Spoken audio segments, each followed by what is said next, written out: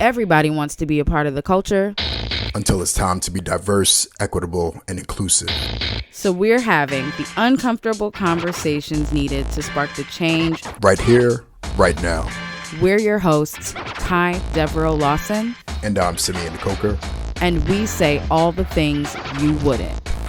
Welcome back to the Mixed Company Podcast. All right, guys, welcome back to Mixed Company Podcast. We've got another episode with an intense but really important conversation. Simeon, how are you doing? I'm running ragged. It feels like we're in retrograde, but we're not. I'm just trying to figure out life right now. Every day is like its own full 30 days, it feels like. But that means that today we get to spend 30 days, or at least a piece of our day, with Kat Gordon, the boss, KGTB. For those of you that have no idea what I'm talking about, Simeon and I actually met Kat Gordon back in 2017. So it's been quite a bit of time now. Kat, you've been on the show before, but you're here today to talk a little bit about what we're seeing in the marketplace and a little bit about you. How are you doing and how have you been? Oh, I'm so glad to be back and to see you both. I've been okay. It's, I think probably like everyone else that's listening, it's been a time of upheaval. For me personally, I went through a divorce after being with my ex-husband for 30 years. So that was like an enormous upheaval in my life. And it hit right as I was experiencing empty nest for the first time, and then my father entering hospice. And so I feel like all the Lifetime movies are rolled into one for me lately. I just don't understand why Netflix hasn't started to knock on the doors of the people that I know. There's content all over here, all of the stories, love, loss, rags, riches. You name it, we got it. We could talk about it. Also, this industry just plays out like Dynasty, so it's a soap opera. Well, as the resident co-host named after a Dynasty character, shout out to Dominique Devereaux. I accept that. I welcome that. I welcome the drama. Kat, your bio calls you a triple threat, but before we started, you automatically acknowledged you are actually a quadruple threat at this point as an entrepreneur, an ad woman, marketing expert. It says marketing to women expert, but I would actually just call you a marketing expert, who also is the co-founder of the 3% conference. But you've been doing some really new stuff these days that keeps me entertained, motivated, and inspired. So tell us what is that fourth threat? And I say I use threat positively and also as a weapon. I feel like people should watch out. But tell us about what you've been doing these days, aside from all of the cool things that make you Kat Gordon the Great. Oh, well, I had to let go of certain things to take on other things, which I want to normalize for anyone listening. You can't do all the things at once. So 3% conference, which I founded in 2012, had, run its course, but it had been around for 10 years. We had 29 events. We saw a dramatic uptick in women serving in creative leadership and kind of intersectional gains.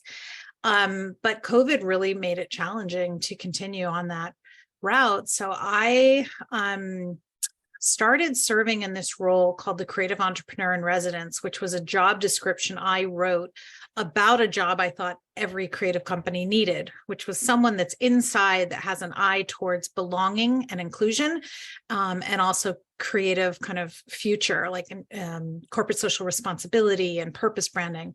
And I served in that role at 11, which is an ad agency in San Francisco, for 8 months during the pandemic, which was kind of surreal because it was back to office, but only one day a week and with kind of a, smaller group of the staff. But I realized that my creative entrepreneur in residence was more like how I was operating as a brain in the world. And I was noticing things, and I was writing a Substack newsletter about these topics. And so that's what I'm doing. I also, by the way, I'm getting my coaching certification. So that I hope we can talk to about as well. So yeah, I'm just kind of like, I'm centering more in the brainy part of my creative noticing and less in the executing and large events. Which I think is important, especially as we're coming out of the pandemic. Simeon, you and I have been discussing just like what that pivot has looked like even for us. which, when we started the podcast, Kat, as you remember, we were speaking from the perspective of people who had no power within the agency structure and were experiencing just agency life through the lens of A, people of color, B, people at the very bottom of the hierarchy space. And over the course of the years, our careers blossomed where we now sit in different positions, and therefore also needed to change our perspective, and not completely change the perspective, but recognize that, for us, who we're speaking to, what we're talking about is going to look completely different, because Simeon, as you say, we know all the things now. We know where the bones are buried. Wow. One thing that stood out to me when you were talking, Kat, is there's a rising conversation about machines and AI within this space, and I feel like what you're talking about is giving life to what I've been telling people, but you've said it much more better, is being a strategist, because ultimately when you're talking about AI, like, you still need somebody to put the prompts in, right? And I feel like what you're talking about is a pivot that a lot of creators can go into, because they're trying to figure out where they fit into a role with AI. And what you're talking about, like, a machine will never be able to do. A machine will never be able to be the empath that has like the future vision for what is needed within an agency. And so, yeah, I'm picking up what you're putting down, because I feel like that is going to give some creatives some insight into how they should be thinking about their careers and what they should be spotlighting as far as their accomplishments. Oh, thank you for that. And, I just saw this funny meme the other day that said something like, AI will only be successful with our clients if the clients can tell it exactly what they want. And then it says, we're safe, creatives, and I think there's some truth to that. Like, we don't just like make things at a factory, at a widget factory. Like, we sit in conversation with people who run businesses, and there's intelligence and trust and relationship building that goes into every idea and campaign. So it's not like you can just algorithm that. So yeah, I think we are safe. Love it. Absolutely. So Kat, if you remember, we do our dope shit and our ain't shit segment of the show, where we start to talk about all of the current events that are happening, those that piss us the fuck off, and the rest that actually we give our applause to. I'm going to kick it off. I actually have a dope shit and an ain't shit today. The dope shit is actually a nod to you, Kat. And so I know you've pivoted.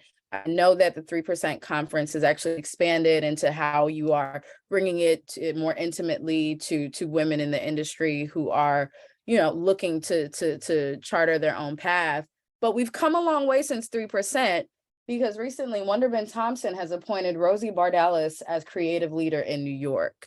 And so back when, we constantly saw one after another, man after man after man getting these roles, I've seen a lot of women, or a handful of women in the past few months, being appointed to these roles. Shannon Washington recently with RGA as their chief creative officer. Now we've got Rosie over at Wonderman Thompson, New York. How do you feel about that? Like, do you light up when you start to see headlines with more women achieving creative leadership roles in the industry? Absolutely. And I also saw Liz Taylor won the most, trying to remember, creative leader, global creative leader, bar none, like men and women. First time a woman was recently in the number one slot. Yeah, I absolutely do. And it's weird. I hope this doesn't sound arrogant or kind of like I have some kind of, as we say here, talk your shit, Kat. All right. I knew this would happen. I knew this would happen. It's the power of suggestion. Just like each of you talked about how your seat of power has changed. There was never, ever, ever a shortage of people to serve in these roles that weren't the white dudes. It was just this bizarre power play and these myths about who leads and what they should look like. So yeah, every single time I see it, I'm like, yep, let's get 10 more. Like, it's just, let's catch up, fully catch up. So yeah, it's great. And it's also kind of a validation of how the world should have always looked and shockingly didn't, and embarrassingly didn't. I think, and this kind of pivots into my ain't shit, but I think that, what has been done with specifically within the United States, even though I know that it impacts other places, but over the last, let's say 15 years, in terms of reversing those patterns that you're talking about of male cisgender dominated white empowerment within our structures, it's created this backlash. So I would even go as far as to say you were 100% right. This totally could happen, and it's pissed the people off, Kat, because now in Florida, which officially is its own country as far as I am, as far as I consider, the NAACP has gone ahead and they have had to let people know before you buy because every ticket is $500 these days, every flight is $500 these days. Before you buy your $500 flight to Florida, please know that Florida is actively hostile to minorities and issues a whole travel warning. Okay. Yeah, I saw it. Yeah. That's significant in the United States, because when we think of travel warnings as United States citizens, and this is going to sound as shitty as it is, but you think of travel warnings, you think of places where you might catch a disease from the air. You think of places where food is scarce. You think of places where guerrilla warfare is rampant in the streets.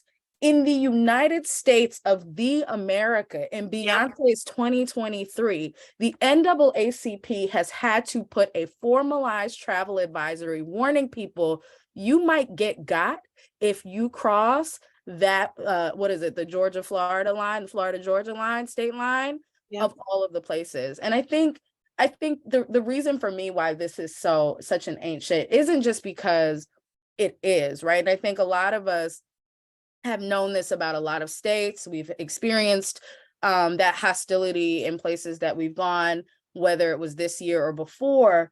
But the response to it from the governor of Florida, I think Anna Navarro calls him Ron DeSatan. But DeSantis's spokesperson actually responded to this by saying that this is just a stunt. And if you want to waste your time paying attention to a stunt, that's your business. We don't have time for that.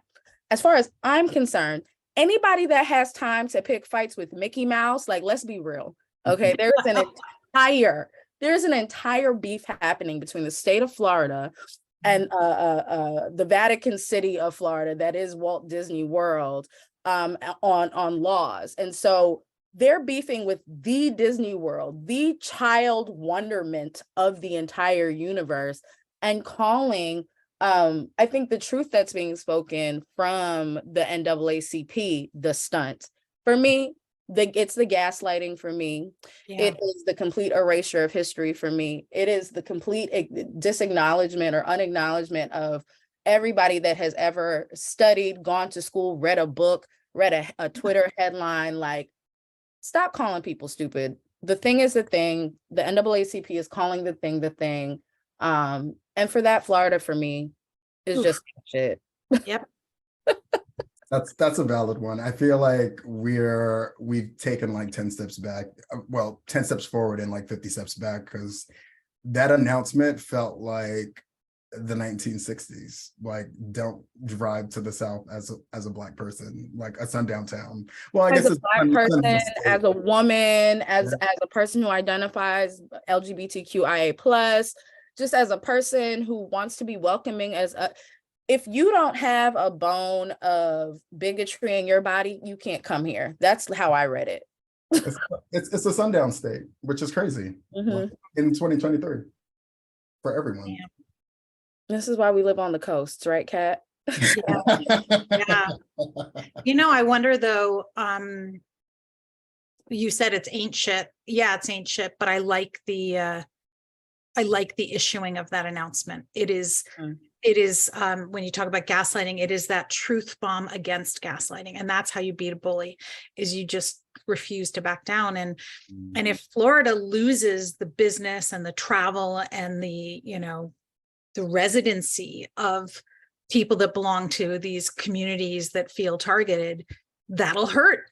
And it should hurt. They should feel like the third world country they're making themselves into. So yeah, it's crazy. And then there's other things you read about, like the transgender girl who was forced, she can't go to her her graduation unless she dresses Yep. as the I mean, like, you read that and you just think, Or how the- did we the get here? teacher being formally investigated for showing Toy Story in class. Toy Story.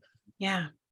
Yeah. It's a lot. It's a lot. But although it does frustrate me, and Simeon, you know this, and I just did a talk in Minneapolis about a month ago about this. The thing about all of what we're seeing that is striking such a nerve is because what we've been doing was working. When no one was paying attention to the advocacy that we were all doing, they didn't care about using diversity and inclusion in their wording and language. They didn't care about activism. They didn't care about Toy Story and Disney World. It wasn't until other people started to acknowledge and agree and be better educated about the world around us, and how, for the most part, if you mind your business and let people be themselves, you can be great too. Until they had an awareness that, like, the old way wasn't working, this is now going to be their enemy number one, and they label it wokeness. But the thing about being awake, and, like, you know, shout out to the 5%ers back in the 90s who kind of brought this to life. But, like, the whole idea of being woke is, once you wake up, once you know the thing, you can't put the thing back. You can't regain ignorance. You have to grow a new generation of ignorance, and that's what they're doing. So, you know, there is a light in there, but for now you got to cuss people out because this is just wrong.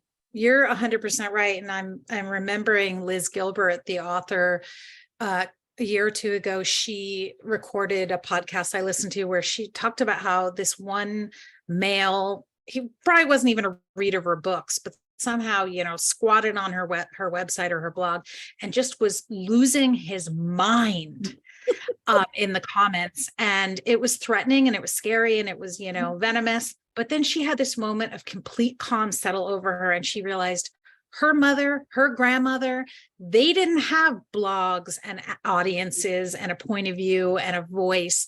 And the fact that this guy was losing his mind, that Liz Gilbert could have a point of view and a distribution platform to reach millions of other people, was in a way evidence that it was working. So I think that's kind of, Kai, what you just said. 100%. So what about you guys? Anything cool happening in current events or ain't shit for that matter? I just have a quick ain't shit. It's for Elon Musk because last week he went on CNBC to discuss why working from home is a moral issue to him. And I just feel like words mean things, and moral issue is not one that I would apply to working from home, especially we're 3 years into the pandemic and we've seen all the benefits of working from home. The work is still getting done. The work got done for a whole year and still being done. So for him to still be on this high horse of trying to force people back into the office is wild and crazy to me, because look at us here. We're all on Zoom making this happen in a virtual world. So that's my quick ain't shit. I just wish he would stop. And the thing about it, I don't know if you guys saw his rationale. He was saying that it's not fair for those of us that work from home, because what about the people in the factories? And I was like, okay, well, if we're going to apples to apples this, does this mean that you believe everyone should also receive a private jet? Or what about pay equity at this point, right? Because you're right. If one has all should, like, if we're going to go Marxist, let's go Marxist. Everybody should have a private jet. Everybody should be able to just roll up and buy whatever they want, at whatever share of the company they want. Everybody should be able to do exactly what you do as the leader as well. But he won't talk about that point because, again, once you take the light out of the box, you can't put it back in. People know better now. Totally. And, you know, I feel like my ain't shit. I am so tired of gun violence being tolerated because we don't want to upset the gun zealots and extremists. It's like, you know who you don't want to upset? Mothers. and Mm. stop shooting our kids. Like, there is so much maternal, and I don't want to leave dads out of this, but maternal, you grew that baby or adopted that baby, like it's your kid and they're getting shot. I mean, Mm. my son, his fraternity brother's best friend was shot at Michigan State and killed. Oh And my gosh. like that was too close for comfort. It was too close for comfort, but like, this is the sleeping giant that you have ignited, is mothers. Like, stop shooting our children. And that is reaching a boiling point. And I think, like, be afraid of us, because we're losing our minds that you're doing this to children that are going to school or church or the mall. I mean, it's crazy. There's nowhere that's safe. And we've seen that. I mean, we've seen that in disenfranchised communities forever. We're seeing it be the fact that it's actually happening more, but being covered less in wealthier areas even now is going to show a lot of the systems are covering it up. And I think, Kat, to your point, what I hope to see in the next midterm elections that come up are more mothers that start to get into these political spaces, because I think that you're right, that mother bear, that protector, that fierce protector. I think Jennifer Lopez's movie Mother is coming out, and I think she might be fighting bears and stuff in that. But like, I think that is important for this next topic, because they're really trying to gloss over it. Like babies go to kindergarten and may not come home. That is a wild thing to consider in Beyonce's 2023. And when I was logging on to Netflix the other night, I had to go through that silly step where it's like, who's watching? Catherine? Is it an adult or a child?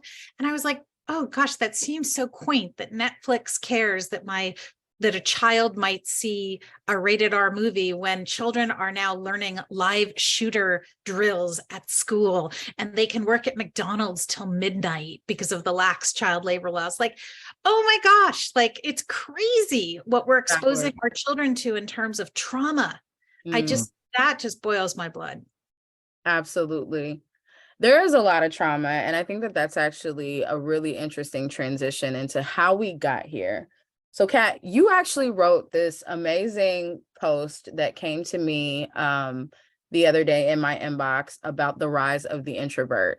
And the title itself is what captured me, because a lot of people are always shocked, sometimes appalled, when I tell them that I identify as an introvert. And we'll get into the masking of it, but I identify as an introvert. Simeon, I think that's kind of how we ended up becoming friends, is through introversion and only being able to support each other so that we could survive as long as we did.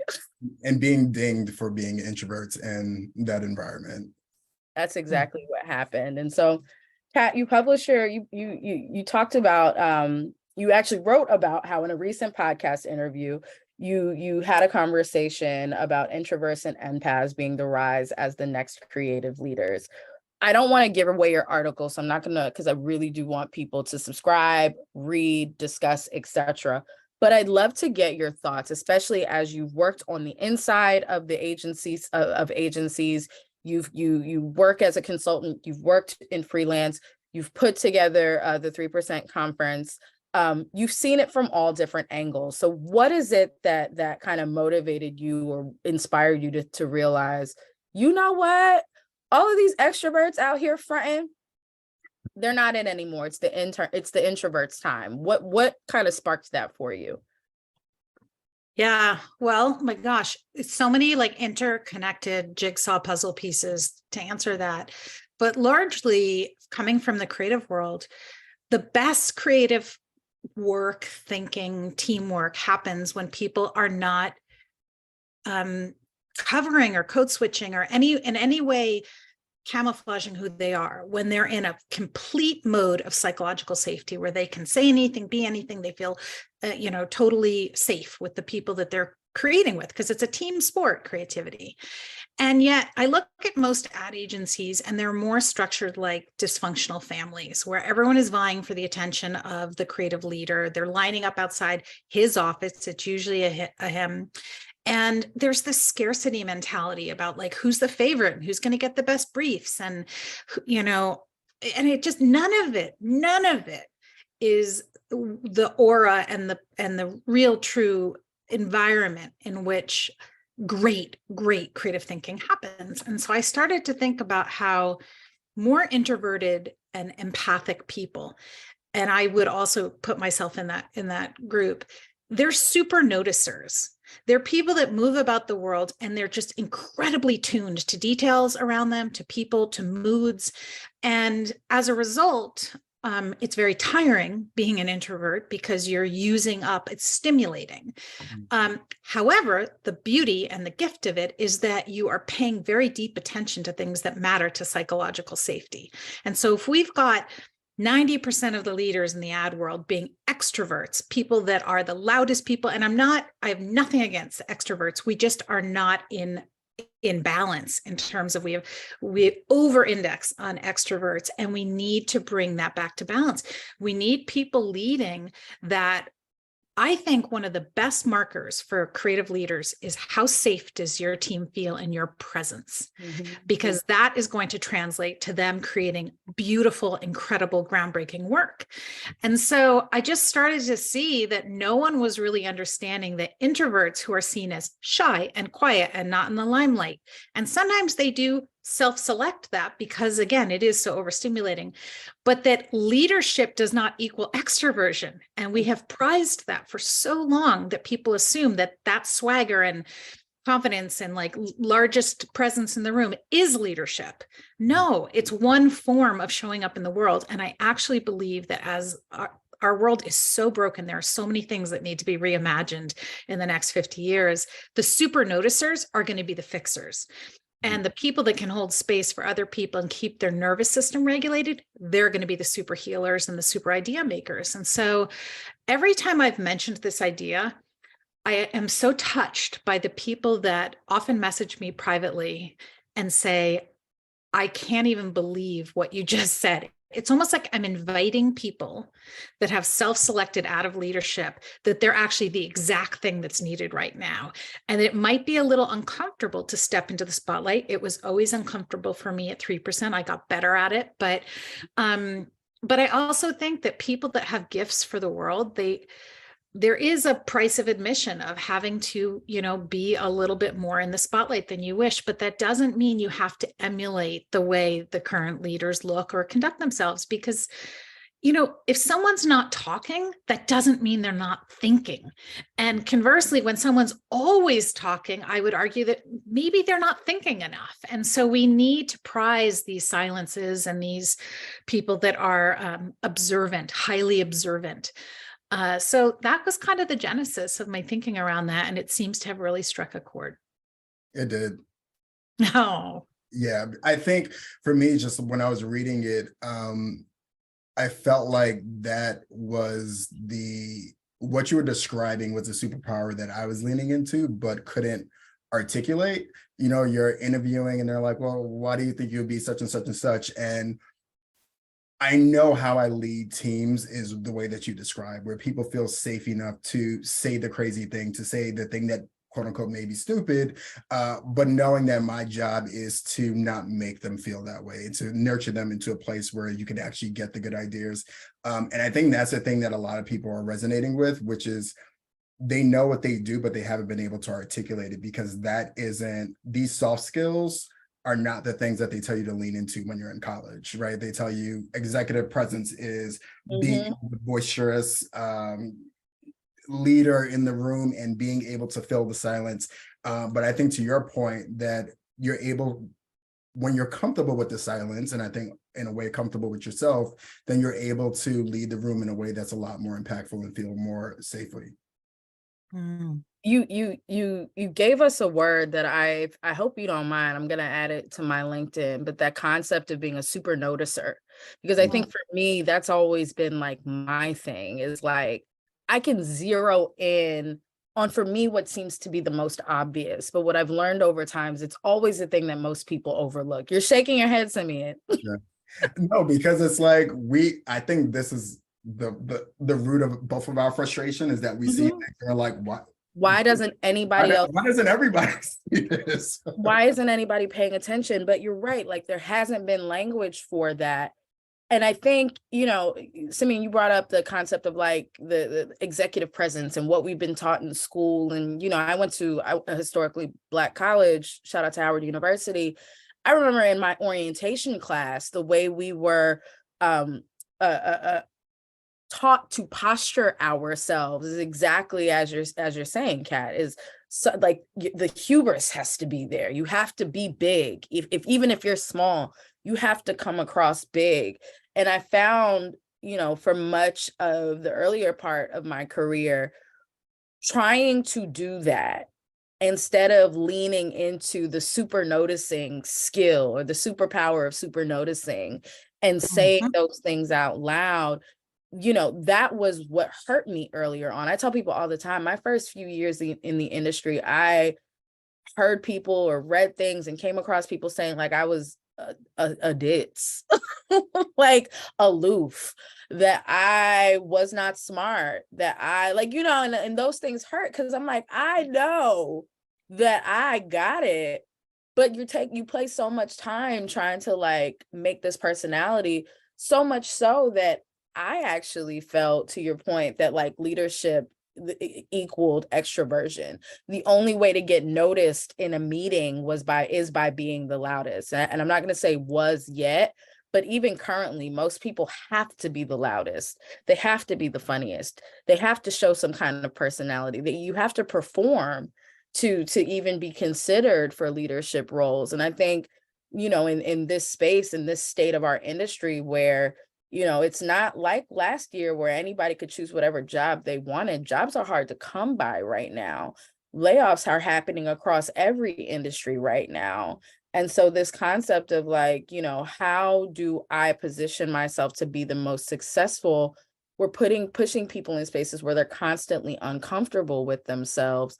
But also, to your point, the expectation is, well, if you're loud, you've got to be a great leader. So we're going to promote you. And then we get all these people promoted who do get promoted into spaces where they don't notice when someone's struggling because they're so busy trying to be the star of the show, where they don't recognize, I think you had in your article, where they don't read the room or the Zoom. So you leave the meeting and everybody's like, well, how'd you think it go? It went great. And the super noticers are like, I don't know, they were sleeping the whole time. Did you not see that their eyes were closed? I don't think they were paying attention, And so that is what I see. And like that is one of my biggest frustrations in the industry, is that it's not enough people trying to like understand the world around them, but rather trying to get everybody to understand what they are about and what they bring to the table. And I'm waiting for this world that you're describing, Kat, where those of us who do like to sit in silence, who do like to think 2 minutes extra or 2 minutes longer than others about something, because maybe if we give ourselves a break, we'll get to a better answer.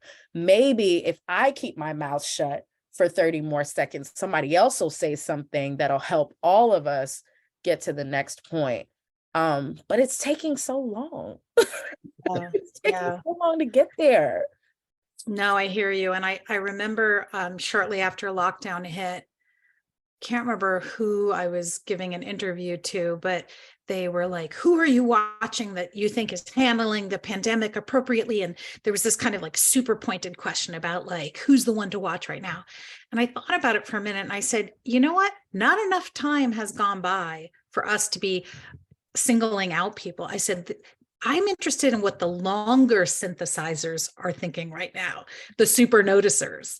Like, they're not speaking right away. There is so much to digest right now about the changes of remote work and the pandemic. And like you said, we're living in a state where there's so much trauma and violence. And so people that are the super noticers are going to start to see bigger patterns and bigger also promise, like they're going to see a different way. And so that I think also we prize that like rush to be first, like who's going to issue the first statement or get it right. It's like, I'm way, way, way more interested in the people that are still thinking right now than talking.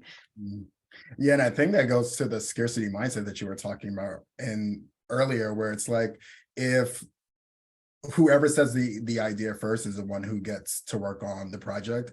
But I think one of the interesting things too, I think was super noticing is that when you're listening to a lot of extroverts talk, you realize that they're not really saying a lot. Like it's and that's to your point, Kyle, like the meeting ends and everyone's kind of like, well, what just happened? So what are we doing? What are the next steps? What's the answer? It's because people were just talking without taking a minute to pause. And I think there's something that should be explored around why people are so uncomfortable with silence in a meeting and giving people an opportunity to just sit and think about what just happened before spitting out a suggestion or an answer or their thoughts, because I think that is where things are getting lost. Like it's getting lost, and in the process of things getting lost, people are feeling like they can't be who they are if they are more introverted in these spaces, because they see the extroverts being rewarded just for speaking, not necessarily speaking with impact. Mm. And I want to get to the next question, but Kat, you said something that was, I don't know, this topic is probably going to be the thing that pushes me even to the next level, because you mentioned something that reminds me of in the earlier part of the pandemic. Everybody was like, well, who's doing it right? And I was getting those questions too, and I was like, doing what? We're battling death right now. I actually haven't had time to look to see what everybody was doing, but I actually do feel, now that you say that has a lot to do with why so many businesses are trying to go back to the way things were. Or a lot of people even call it like, well, we need to find a happy medium. And it's like, a happy medium to what?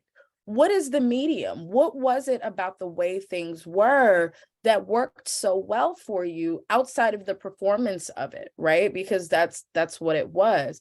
I don't think we've given ourselves enough time, to your point, to actually recognize like what are the benefits. The first benefit was most of the companies made the most money they made when everybody was working fully remote, as a lot of companies are struggling right now. Productivity was higher for two reasons. A, once you're home, you sort of lose track of time, and people were working 14, 15-hour days without recognizing it. And that did create its own challenges, but let the thing be the thing. People worked more. In addition to that, the reason why you're able to get lost in the work and work so much longer is because dinner's already on the table. The kid's been picked up from school. I've already said hi to my husband twice today, so I don't really need to talk to him again, and I can go lock myself in the room.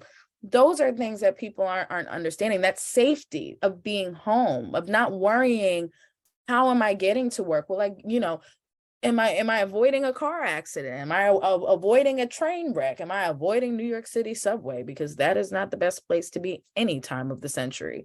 Like those are things people didn't necessarily have to worry about. And so it removed a lot of stress, even though, we took on stress in other ways, but it removed that.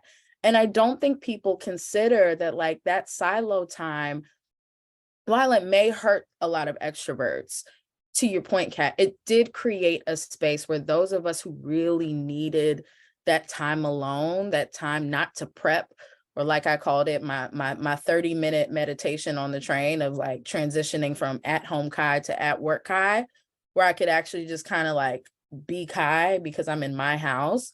That I think really changed a lot for the better. Minus the COVID, the being at home thing, I think changed things for the better.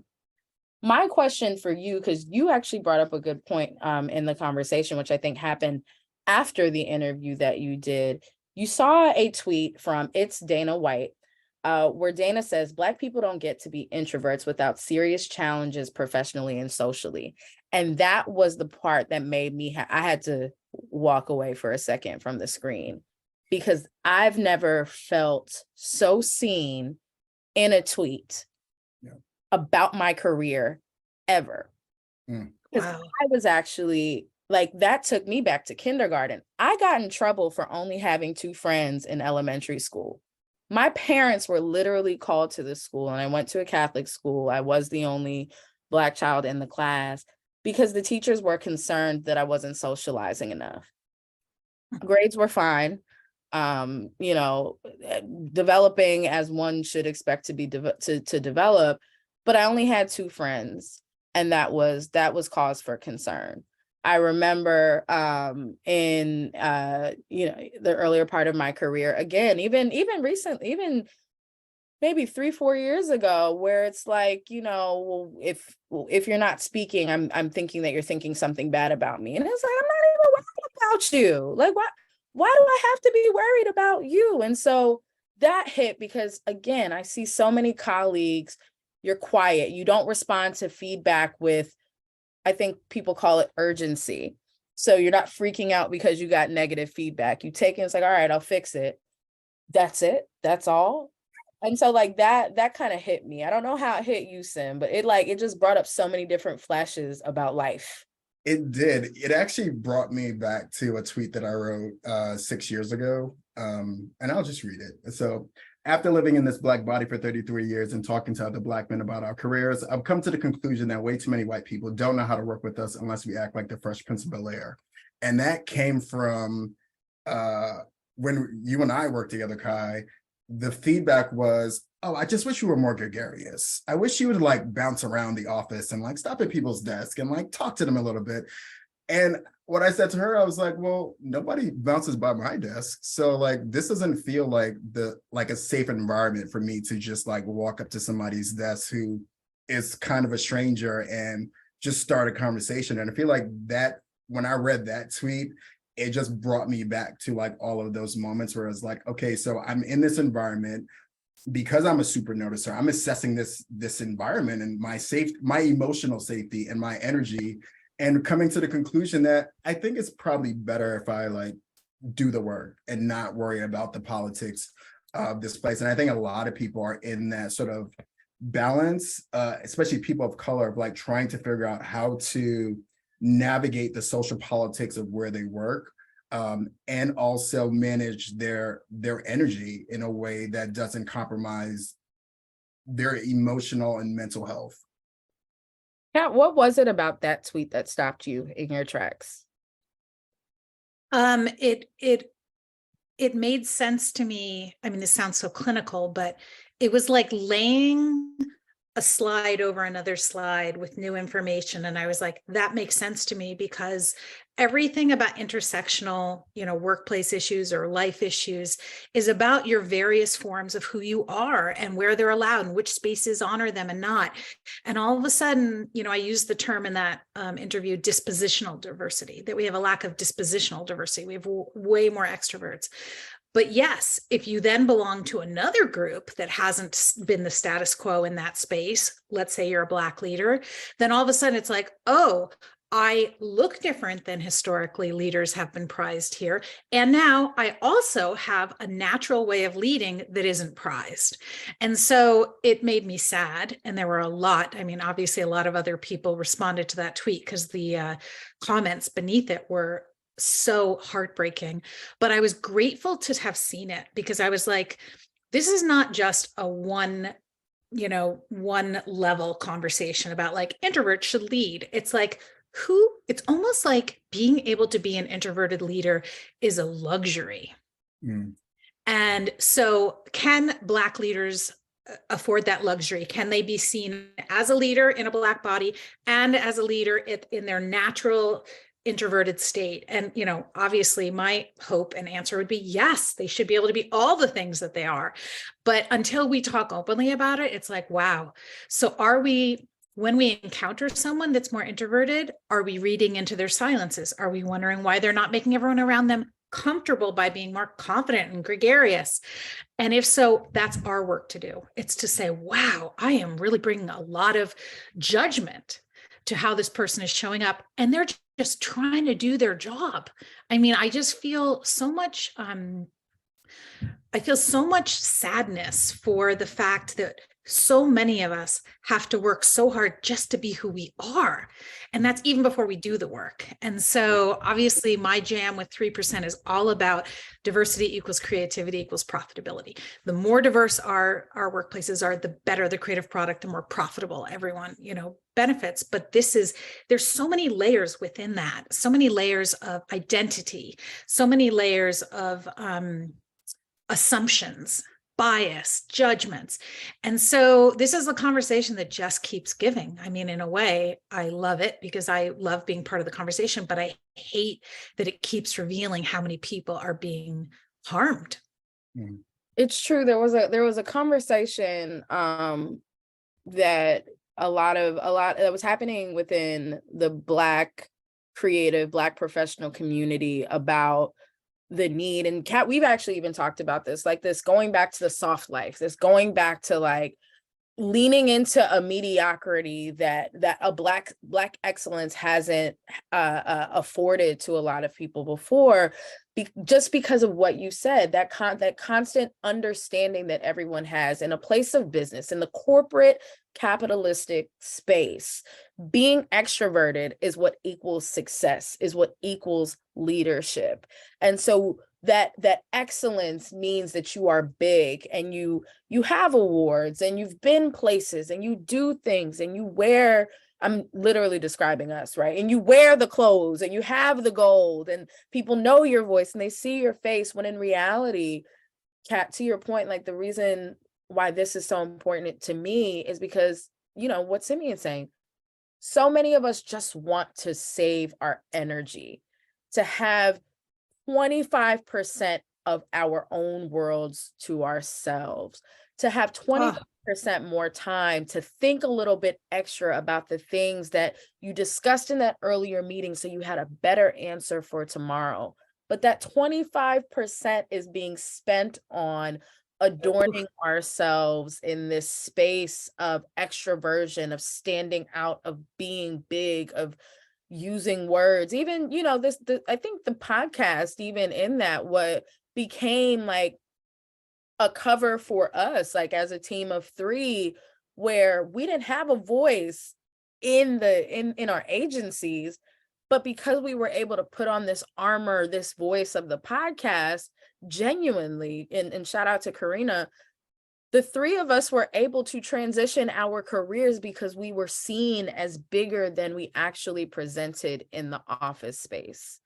And so to your commentary about the world, you know, kind of turning into an industry of introverted leaders, what does that look like for you, Kat? Because for me, that would be a dream, to be in a space where more people were accepting of like good ideas and not the tap dance, an idea, and then a closing slide with big fireworks at the end. What does it look like for you to have an industry of introverted leaders? Man, I almost feel like everything I care about would improve. If you look at turnover and burnout and people feeling alienated from one another and distrust and all the problems that plague, I'll just stick with the advertising industry. I feel like all of those things would improve because people would have, by the way, we're talking about introverts and extroverts, but make no mistake, anyone that has some kind of difference that they are not bringing to work as their full self is watching this and absorbing that there's this status quo kind of like, this is the way it's been done. So we historically just think that's the way it has to be done. But it's such a lack of imagination for an imaginative industry to think, oh, well, then that's the only path. And so I see it as just this enormous unlock of people wanting to work inside agencies, people wanting to work with leaders that, you know, they love being in their presence and they feel treasured instead of tolerated, and they see a path forward for leadership. I also, by the way, really think clients will be well served in this new model, because I think back to all my years as a creative director, and I was a more introverted leader, but I was a great listener and I was very good at hearing what a client was responding to. And by the way, you will never sell a campaign, especially a brave campaign, if you have not shown the respect to that client of what their worries are, what their needs are, what their viewpoints are. And I was very good at that in my role, was listening. In fact, I remember in my creative review being told I had the highest rate of selling work in at the first pass. And that's because I listened. And so clients that just want to feel like you actually give a shit about their reality instead of you're trying to win an award or cram cram a campaign idea down their throat, they will be happier. And then that starts to also improve the ecosystem, which we're complaining in agencies about all the distrust right now between agencies and clients and the brevity of the engagements and the nickel and diming, and it's just broken. And so if all of a sudden people are showing up and there's a real commitment to everyone feeling a sense of safety and belonging and inclusion, and that creating ideas that are so nuanced and so dramatically new that the client is like, wow, this is fresh thinking.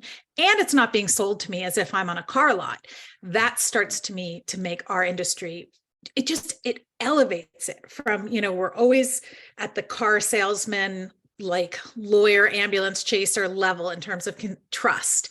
Why can we not make advertising a force for good, especially as purpose branding is, and corporate citizenship by clients is more and more important, and we start to infuse that into the work? Doesn't that sound like an industry you'd want a young person to enter? It sounds creative. It sounds inviting. It sounds like there's a lot of variety. It sounds important. It sounds like it can actually impact the world in ways beyond sales.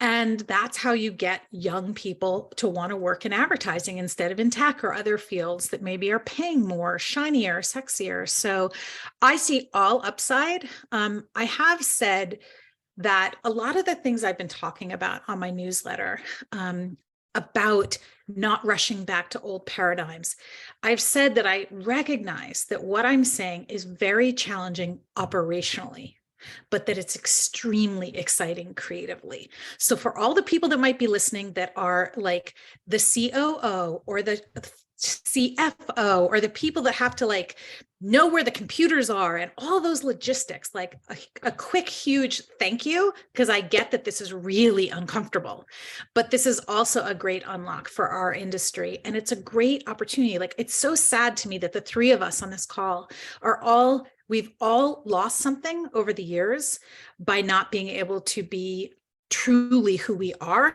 in order to feel like we would be of value, and each of us with different identities playing. But I want to change that. And I think people are at a point where if the state of Florida isn't a safe place to travel, and I agree it isn't, all of a sudden you're like, okay, what point will things get so broken where people will be like, let's try something completely different? And I think that's something completely different is letting brand new types of people lead. I agree. Simi, what about you? What do you think? What is an industry that accepts introverted leadership? What does that look like and feel like for you? I think it's normalizing empathy, right? And figuring out what that looks like. And I'm just not to prop up myself, but I'm just thinking about realizing that certain people on my team are introverts were introverts, and how I dealt with them, whether it's pulling them to the side and asking them how they like to work. Because if you tell me how you like to work, then I can support you in that, right? So that could be calling on you when I realize that you're not speaking, or creating space for you to speak. And then the other thing that came to mind, I was listening to an interview with Amani Duncan the other day, and she made an anecdote that I thought was really interesting, where she was also talking about introverts. And the thing that she mentioned was, she was interviewing a woman, and the woman said to her, allow me 60 seconds to gather my thoughts. And I love that. Really powerful, where she created the space for herself to think.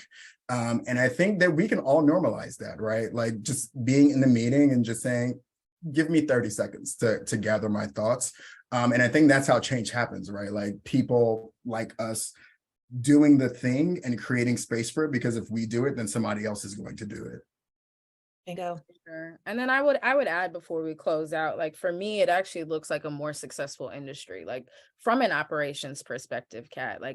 I know creatively, for those of us that are thinkers, we do need the time. But I think operationally, what I learned coming from the operations side of the business is, when you listen to what's truly broken, when you listen to where the challenges truly are, it allows us time, space, and opportunity to really prioritize what it is that truly needs to be fixed first, as opposed to what needs to be fixed fastest because the loudest people are talking about it, right?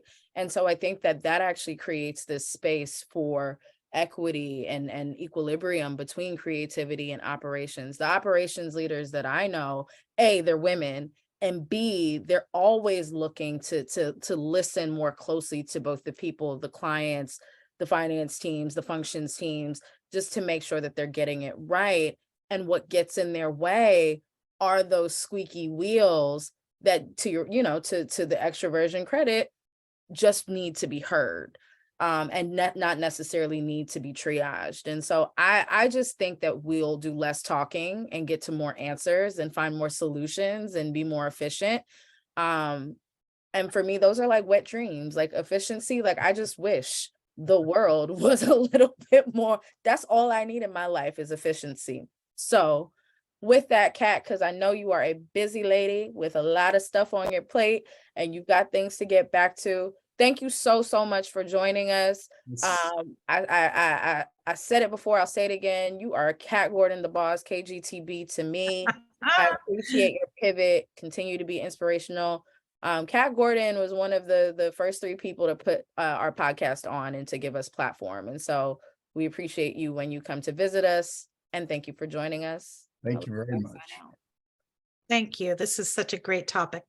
All right. You guys take care. You know where to find us. You know where to see us. We'll holler at you in another episode. Peace. Boop, boop.